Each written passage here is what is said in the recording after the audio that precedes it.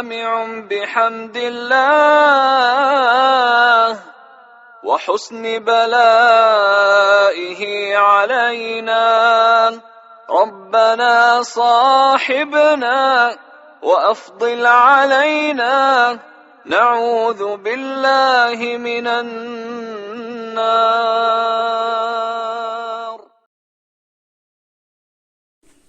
السلام عليكم ورحمة الله وبركاته. يا صباح الخير أو مساء الخير على عيونكم الحلوين على حسب الوقت اللي بتشوفوا فيه الفيديو. وربنا يجعل أيامنا كلها خير وفرحة وبركة، اللهم آمين يا رب العالمين.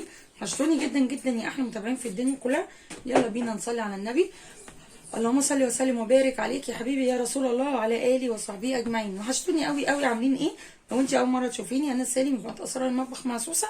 قناتنا كلها جولات وخروجات وروتينات وطبخات واسرار وحاجات كده، كوكتيل جميل من الاخر كده مع سوسه. مش تقدري تغمضي عينيكي ومعانا هتستفيدي، يعني هتستفيدي ان شاء الله بامر الله.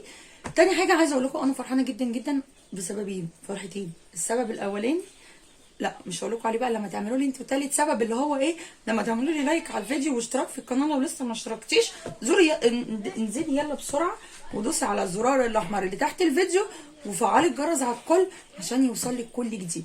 زي ما انتوا عارفين ان اي حاجه بجيبها او بعملها او بتحصل لي بصورها لكم، صح؟ تمام. انا عملت ايه؟ بقول لكم انا فرحانه ليه. اول حاجه انا كان نفسي اجيب مشايات جديده لاوضه الولاد. متابعيني عارفين ان هي يعني المسافه فيها صغننه، سواء بين السريرين او بين السراير والدولاب. طبعا حلوه الحمد لله. ربنا يا رب يبارك فيها ويملى لي البيت سعاده وخير وبركه ويوسع علينا كلنا. انا كنت قايله لجوزي ان انا محتاجه المشايات ديت، محتاجه السجاجيد في المعرض ان انا كنت عامله فيه جوله قبل كده، ده جنب البيت عندي. بصراحه رحت بصيت لقيت الاسعار ايه، يعني زي بقيه الحاجات كلها الاسعار كلها غليت عن اللي انا كنت عامله حسابي عليه. المهم انا لما عملت الجمعيه زي ما قلت لكم في الفيديو القديم، نزلت جبت شويه حاجات، المشتريات اللي انا صورتها معاكم وشفتوها، وفي شويه حاجات تانية محتاجاها برده، اطباق وحاجات كده عشان رمضان ان شاء الله. ربنا يهله علينا ان شاء الله، لا فاقدين ولا مفقودين، اللهم امين يا رب العالمين. هنزل اجيبهم برده، هصورهم لكم لما انزل اجيبهم واقول لكم منين وبالاسعار.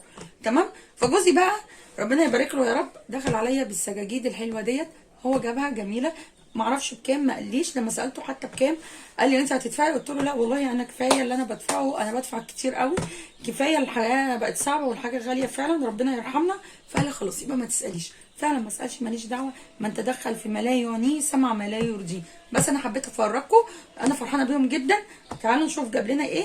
وجاب لي الدواسات الحلوه دي، بصوا دول كمان كانوا مربوطين بس انا فكيتهم الصراحه، يعني ماشي كانوا ملزومين باللزق فما عرفتش اربطهم تاني. دوت الدواسات. بصوا بجد لازم نرضى باي حاجه احنا فيها، نرضى ونحمد ربنا، عشان لما نحمد ربنا بيزودنا اكتر واكتر، ربنا بيزيدنا اكتر واكتر. بصوا الرباط مش راضي يتفك. طب هقص وارجع لكم تاني. اما نرضى باللي احنا فيه يروح ربنا يزيدنا، ويا رب يزيدكم ويزيدني ويزيد كل الناس، اللهم امين يا رب العالمين. ويجعل السنه الجديده كده تكون دخلت خير علينا. بصوا دي الدواسه الاولانيه، بصوا لونها حلو ازاي، مقاسها حلو جدا.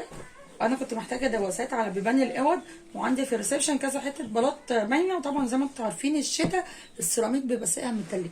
بصوا حلوه قوي ولونها حلو قوي جديد. دي تاني واحده، خلي دولك كده. بصوا الشكل التاني ده، ايه رايكم بقى؟ لونها خطير خطير خطير، وعجباني جدا جدا، لونها حلو قوي، والورده بتاعتها حلوه قوي، والشراشيب بيج اهي. بصوا ظهرها من ورا اللي هو الجنس ده ولا الموكيت مش عارفه، بس حلوه قوي، خامتها حلوه قوي قطيفه. دول بقى ظهرهم من ورا اللي هو البلاستيك، بس من النوع يعني هو الراجل قال له ان هو مش اللي بيفرق، واحنا على قد ما نقدر هحافظ عليها وانا بغسلها، مش هتنيها ولا كده، هغسلها وهي مفروضه. جاب لي منهم دولت 4 شبه بعض. بصوا ده اللون اهو، ودي التانية زيها، وادي اللون التاني القمر ده الرمادي، جميله. هي الكاميرا مطلعه ازرق بس هو رمادي. وادي اللون اللي بعده اهو، مقاسها حلو جدا.